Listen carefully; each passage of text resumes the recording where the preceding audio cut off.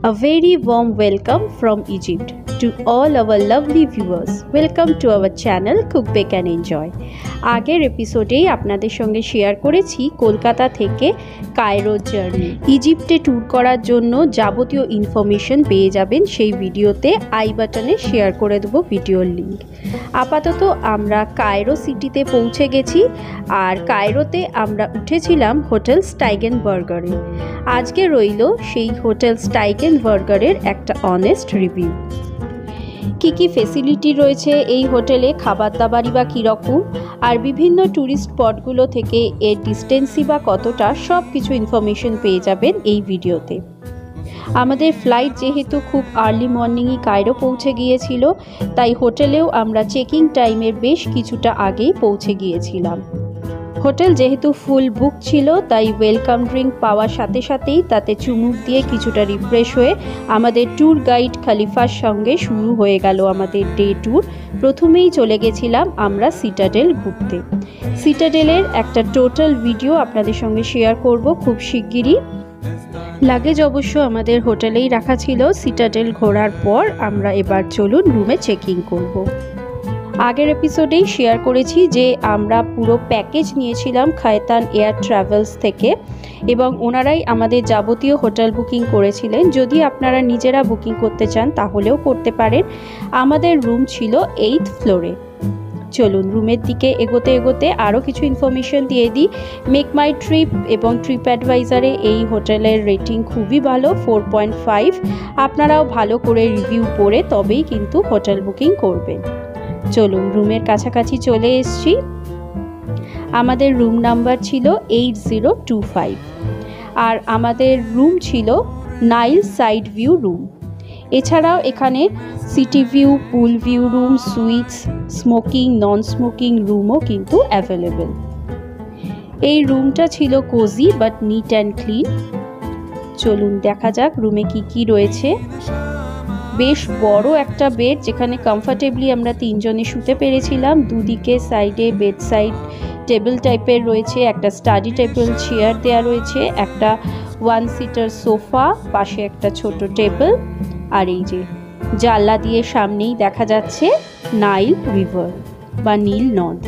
আর সামনেই যে পিঙ্ক বিল্ডিংটা, এটাই হচ্ছে মিউজিয়াম, একদম ঢিলছোড়া দূরত্বে। অলমোস্ট বলা যায় একটা বিল্ডিং পরে।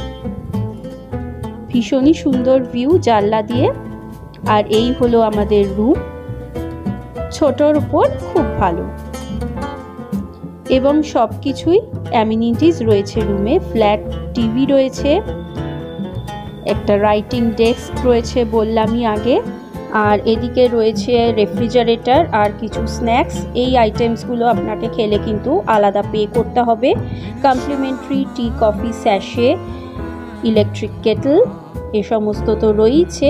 আর এদিকে কাবার্ড রয়েছে, কাবার্ডের মধ্যে একটা লকার রয়েছে, হাই, একটা বড় ফুল সাইজ মিরর, এদিকে কাবার্ড, আর উল্টো দিকে হচ্ছে ওয়াশরুম। নিট অ্যান্ড ক্লিন, ঝকঝক করছে। স্নানের আলাদা জায়গা রয়েছে, যথেষ্ট পরিমাণে টাওয়েল তো দেয়াই রয়েছে। আর এদিকে ওয়েস্টার্ন কমোড আর যে সমস্ত কমপ্লিমেন্টারি টয়লেট্রিজ দেওয়ার কথা, হেয়ার ড্রায়ার, সব কিছুই দেওয়া রয়েছে। ফ্রি ওয়াইফাইও রয়েছে এনাদের। পেড পার্কিং, লন্ড্রি আর আয়রনিং সার্ভিসও পেয়ে যাবেন। Airport service, pick up and drop, shuttle service এবং বেবি সিটিংও এখানে অ্যাভেলেবেল। রুমে ঢুকেই তাড়াতাড়ি স্নান সেরে বেরিয়ে পড়লাম আমরা। এখন 1টা বাজে দুপুরবেলা এখানে ইজিপ্ট টাইম অনুযায়ী, আর এখন আমরা যাচ্ছি হচ্ছে মিউজিয়াম। স্টাইগেনবার্গার হোটেলটা তাহি স্কোয়ারের একদম 4 to 5 মিনিটস ওয়াকিং ডিস্টেন্সেই সিচুয়েটেড, যার জন্য সমস্ত কিছু ঘোরার যে জায়গাগুলো খুব কম সময়ের মধ্যেই আমরা পৌঁছে যেতে পারছিলাম। হোটেল থেকে সিটাডেলের ডিস্টেন্স ছিল only 4 to 5 kilometres. Khan and Khalili মার্কেটও ছিল খুব কাছে, তারও একটা ভিডিও আপনাদের সঙ্গে খুব শিগগিরই শেয়ার করব। আর এয়ারপোর্ট থেকে স্টাইগেনবার্গারের দূরত্ব হলো 19 কিলোমিটার্স মতো। সারাদিন ঘুরে সন্ধেবেলা ডে ট্যুর শেষ হওয়ার পর ফিরে এলাম আমরা আমাদের হোটেল স্টাইগেনবার্গারে। রুমে 2 করে 500 ml এর কমপ্লিমেন্টারি জলের বোতল ওনারা দেন। কিন্তু যেহেতু হোটেলে জলের দামটা একটু বেশি পড়ে, তাই আমরা সবসময় বাইরে থেকেই যখন ফিরি জলের বোতলটা কিনে নিয়েই ফিরি। কিছুটা হলেও তো কস্ট কাটিং তাতে করা যায়। যাই হোক, আপাতত হোটেলের বাইরের ভিউটাও আপনাদের সঙ্গে শেয়ার করে দিলাম। সন্ধেবেলায় চারদিকে আলো জ্বলছে আর ঝকমকিয়ে উঠেছে পুরো হোটেলটা। রুমে ফিরেই দেখলাম যে ইভিনিং সার্ভিস করে দিয়ে গেছে, তার সাথে ব্রাউনি আর অ্যাপেল। পরদিন ভোরবেলায় আবার বেরোনো রয়েছে, তাই তাড়াতাড়ি ডিনার সারবো বলে পৌঁছে গেলাম এদের ডাউনটাউন রেস্টুরেন্টে। রেস্টুরেন্টের লাগোয়াই রয়েছে বার, যেখানে লাইভ মিউজিকও চলছিল তখন। প্রচুর খাবারের মেলা বসেছে যেন। এমন সব খাবার এখানে টেস্ট করলাম যেগুলো জীবনে আগে কখনো খাইও নি আর দেখিও নি। তবে আমরা তিনজনই খুব ফুডি আর নতুনত্ব খেতে ভালোবাসি, ট্রাই করতে ভালোবাসি। আর সবসময় চেষ্টা করি যে দেশে গেছি সেইখানকার অথেন্টিক খাবার দাবার ট্রাই করতে, এবং নতুন দেশে যখন গেছি এই সমস্ত জিনিস তো খেয়ে দেখতেই হচ্ছে কেমন। ইজিপ্টে ঘুরতে গিয়ে দেখছিলাম যে বেশিরভাগ জায়গাতেই খুব আর্লি ডিনার ওনারা সার্ভ করেন। এখানেও যেমন 6টা-7টা থেকেই কিন্তু ডিনার আরম্ভ হয়ে যায়। ভোরবেলা আগে বেরোতে হলে ওনারা আর্লি ব্রেকফাস্টও প্যাক করে দেন। যাই, এবার খাওয়ার পর্ব শুরু। কি কি নিয়েছিস মনে আছে? হ্যাঁ, একটা ভেজ বিরিয়ানি, এটা হচ্ছে চিকেন তন্দুরি, এটা হচ্ছে সি ফুড লাসাগনা, এটা মনে হয়। আচ্ছা, হ্যাপি বিরিয়ানিটা টেস্ট করে বলল একটু ড্রাইয়ের দিকে। আসলে আমরা যেরকম বিরিয়ানি খেয়ে অভ্যস্ত সেরকম নয়, তবে সি ফুড লাসাঙ্গাটা বলল বেশ খেতে। আর আমি আপাতত প্লেটে নিয়েছি বিভিন্ন ধরনের স্যালাডই এত রকম রয়েছে যে এই খেয়েই মনে হচ্ছে পেট ভরে যাবে। সঙ্গে একটা ডেজার্ট আইটেমও নিয়েছি। পুরো ইজিপ্টেই খাবার দাবার খেয়ে যেটা মনে হলো যে ভেজ আইটেম যে পাবেন না এ কথা নয়, তবে যারা নন ভেজিটেরিয়ান তাদের জন্য তো স্বর্গরাজ্য খাবারের। ভেজিটেরিয়ানদের একটু কষ্ট তো আছেই। থরে থরে সাজানো রয়েছে নানা রকমের ডেজার্ট, পেস্ট্রি আইটেম।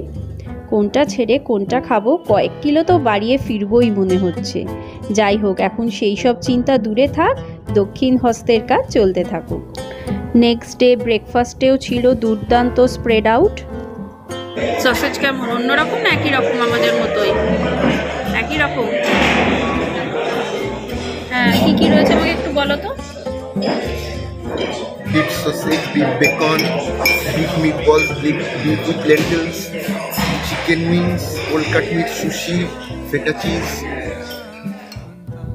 এত রকমের চিজের অপশন আগে কখনো দেখিনি, আর অনেক দিনের ইচ্ছে ছিল বিভিন্ন ধরনের চিজ ট্রাই করবার। এখানে সেটা সুযোগ হয়ে গেল। তবে শরীর বুঝে খেতে হচ্ছে, কারণ পুরো ট্রিপটাই বাকি রয়েছে।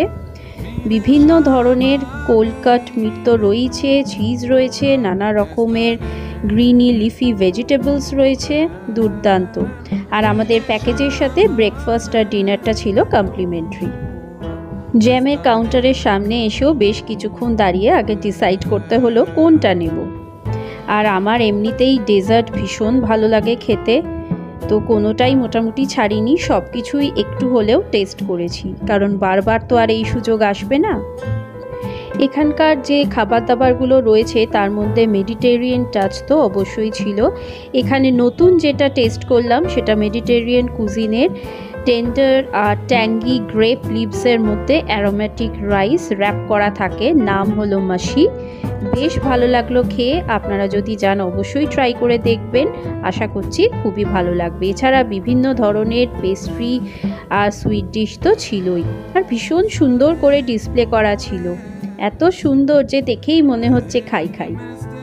আর খাবারের টেস্টও দুর্দান্ত। এগুলোই হচ্ছে মাশি, যেটা বলছিলাম, আঙুর পাতার মধ্যে চাল র্যাপ করা থাকে। আজকে চেনা ডিশগুলোর মধ্যে চিকেন আর গ্রিল ফিশটা রয়েছে, ভেজিটেবল লাসাগনা রয়েছে, আর রয়েছে ম্যাশড পোটাটো। তাছাড়া নাম না জানা তো রয়েছে বহু খাবারের আইটেম। লেবুগুলো এখানে বেশ মজার লাগলো, নেট দিয়ে মোড়া। আসলে দেখুন, নেট দিয়ে মোড়ার জন্য হচ্ছে কি, যখন লেবুটা আমি স্কুইজ করছি স্যুপের মধ্যে, তখন ভেতরে সিড বা বিচিটা কিন্তু স্যুপের মধ্যে পড়ছে না। দুর্দান্ত আইডিয়া, নতুন কিছু শেখা গেল, বাড়িতেও ট্রাই করা যেতে পারে। আর স্যুপটা তো জাস্ট গরমা গরম ইয়াম। আর যেটা মেনশন না করলেই নয় সেটা হলো এখানকার জুস, গ্রিন মেলন আর রেডটা বিট, পুরো ঠিক একদম এখানকার ফ্রুট জুসগুলো। এখানে এলে অবশ্যই ফ্রুট জুস ট্রাই করে দেখবেন। আর সুইট ডিশগুলো কিন্তু মুখে লেগে থাকার মতো।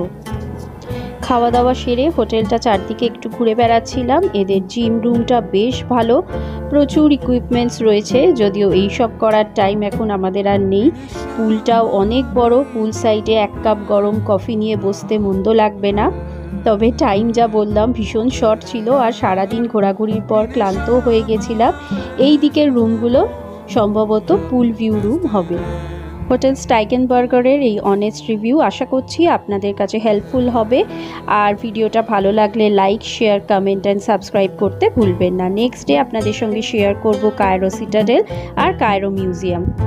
নিয়ে যাব আপনাদের প্যাপিরাস তৈরির ফ্যাক্টরিতে, আর নাইলের ধারে বসে করেছিলাম লাঞ্চ। সেখানকার দুর্দান্ত কিছু খাবার দাবারের হদিশও আপনাদের দেব। আজকে এখান থেকে টাটা বাই বাই, ফিরে আসছি নেক্সট এপিসোডে, একদম মিস করবেন না। ততক্ষণ ভালো থাকবেন, সুস্থ থাকবেন আর খুব বেক অ্যান্ড এনজয়।